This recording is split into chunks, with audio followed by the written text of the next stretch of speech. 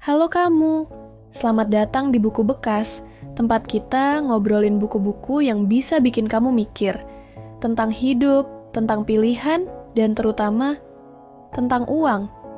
Di sini, kita nggak sok pinter, nggak juga ngajarin yang berat-berat. Kita cuma ngobrol, kayak teman lama yang lagi ngopi sore, dan ngebahas hal-hal penting yang sering banget nggak diajarin di sekolah. Hari ini, kita bahas satu buku yang bikin aku senyum-senyum sendiri pas baca, karena, ya ampun, ini aku banget. Judulnya, Money College. Penulisnya, Ryo Gakucho. Buku ini ringan, tapi dalam. Ngomongin soal uang, tapi bukan dengan cara yang bikin kamu pusing 7 keliling. Kita bakal bahas, kenapa sih belajar soal duit itu penting? Bahkan sejak kamu kuliah. Obrolan kita kali ini akan ngebahas hal-hal ini. 1. Kenapa belajar soal uang harus dimulai dari muda? 2. Kesalahan finansial yang sering kita lakuin tanpa sadar. 3. Tekanan sosial dan gaya hidup konsumtif. 4. Cara berpikir orang Jepang soal uang. 5. Tips realistis buat kelola keuangan. Dan yang terakhir, kisah orang-orang yang berhasil bebas finansial dengan cara yang sederhana. Kita bahas semuanya pelan-pelan. Aku masih inget banget, waktu masih kuliah, aku pernah rela nggak makan cuma buat beli Snickers Limited. Bukan karena butuh, tapi pengen kelihatan keren. Teman-teman pada punya, masa aku nggak? Dan ujung-ujungnya, Snickers itu cuma dipakai 3 kali, terus nganggur di lemari. Sementara isi dompet, bolong. Tagihan, jalan terus. Mie instan jadi sahabat sejati. Waktu itu aku mikir, ya udahlah, namanya juga anak muda, ntar juga bisa cari duit. Tapi ternyata kebiasaan kayak gitu nggak selesai di kampus. Itu ikut ke bawah sampai kerja. Dan lama-lama jadi pola. Menurut Ryo Gakucho, kuliah itu bukan cuma tempat cari ijazah, tapi juga waktu terbaik buat belajar cara hidup. Dan uang itu bagian penting dari hidup. Kalau kamu bisa ngerti uang dari muda, kamu nggak akan panik pas tiba-tiba ditawarin kartu kredit, atau pas gaji pertama kamu habis dalam seminggu. Karena kamu udah ngerti cara mainnya. Kita semua pernah ngelakuin ini. Dapat duit, langsung belanja. Nggak nyatet pengeluaran kecil. Utang demi gengsi, atau ikut-ikutan gaya hidup orang lain, padahal nggak mampu. Ryo bilang, ini bukan soal kamu miskin atau kaya, tapi soal kamu ngerti nggak apa yang kamu lakuin sama uangmu. Pernah nggak sih kamu ngebuka Instagram, terus scroll, lihat teman-teman kamu lagi staycation di villa, ngopi cantik di rooftop, atau beli gadget terbaru. Dan kamu ngerasa, ya ampun, aku kok di rumah aja ya? Kenapa aku nggak punya itu? Pelan-pelan, kamu mulai ngerasa harus ikut, biar nggak kelihatan beda, biar nggak dikira ketinggalan zaman.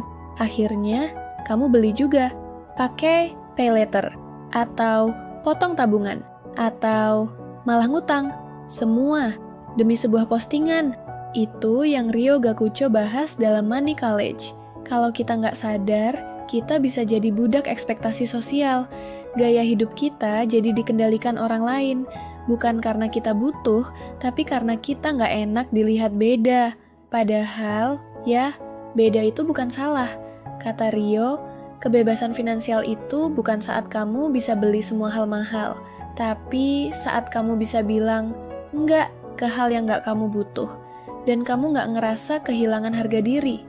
Misalnya, kamu diajak nongkrong di kafe fancy, tapi kamu tahu, di dompet cuma sisa cukup buat seminggu makan. Pilihannya, bisa aja kamu nolak, bilang lagi ngirit, dan itu bukan aib. Atau kamu cari alternatif, bikin kopi sendiri di rumah, terus ajak teman ke taman, ngobrol di udara terbuka. Kamu tetap bisa senang, tanpa harus keluarin uang yang nggak perlu. Contohnya, ada cerita tentang seorang mahasiswa Jepang di buku ini. Namanya Haruki. Dia dulu rajin ikut gaya temennya, sering nongkrong di bar, beli pakaian bermerek. Tapi akhirnya dia sadar, setelah 1 semester dia harus kerja paruh waktu 2 kali lipat, cuma buat nutupin utang kartu kredit. Sejak itu, Haruki bikin anggaran ketat. Dia tetap nongkrong, tapi milih tempat yang sesuai budget. Dia jadi dikenal sebagai orang yang hemat pintar. Akhirnya, dia bisa lulus tanpa utang. Kuncinya cuma satu, berani bilang cukup, berani punya standar sendiri. Karena pada akhirnya, hidup kamu bukan buat memuaskan orang lain, tapi buat bikin kamu tenang di dalam dan di luar dompetmu. Kamu pernah nggak ngerasa bersalah waktu buang makanan sisa? Atau ngerasa sayang banget ninggalin lampu nyala di kamar? Kalau pernah, berarti kamu udah punya sedikit rasa motainai. Dalam budaya Jepang, motainai itu bukan sekadar hemat. Itu filosofi, artinya sayang kalau disia-siakan. Bukan cuma makanan, tapi juga waktu, tenaga, dan uang. Ryo Gakucho tumbuh besar dengan nilai ini. Dia cerita gimana ibunya selalu bilang, kalau sisa kembalian 100 yen pun, itu tetap penting. Bisa jadi 1 mangkuk nasi, atau uang tabungan buat buku pelajaran. Di Jepang, anak muda diajarin untuk ngerti arti uang, bahkan sebelum mereka pegang gaji pertama.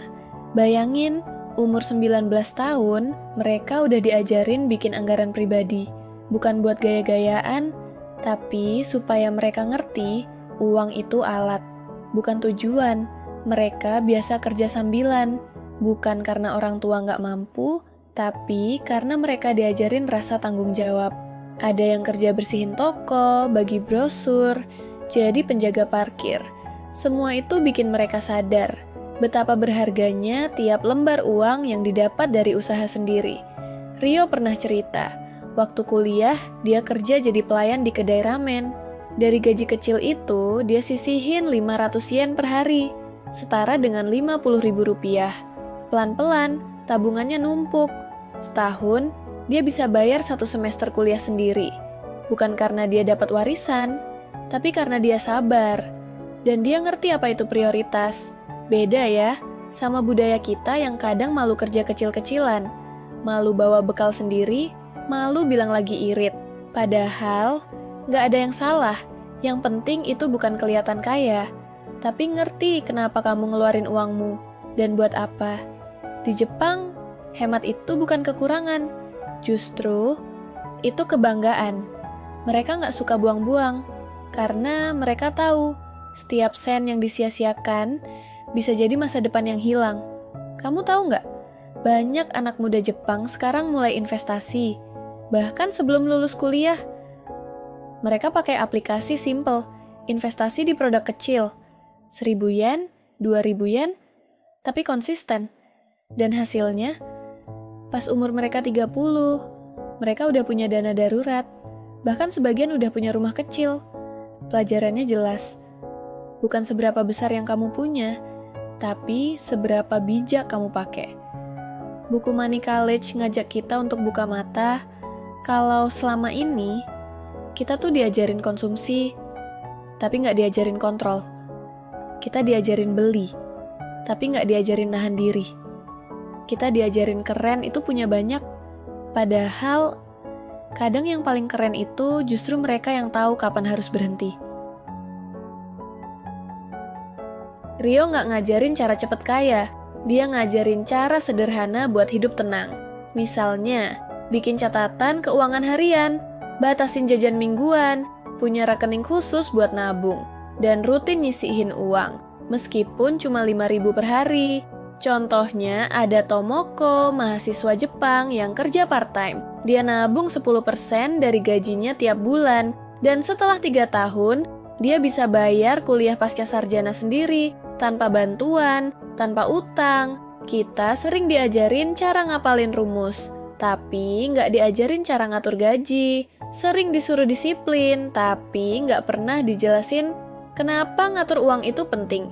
Money College bukan cuma buku soal duit, ini buku soal hidup, tentang gimana cara kamu menata masa depanmu sendiri. Pelan-pelan, tapi pasti.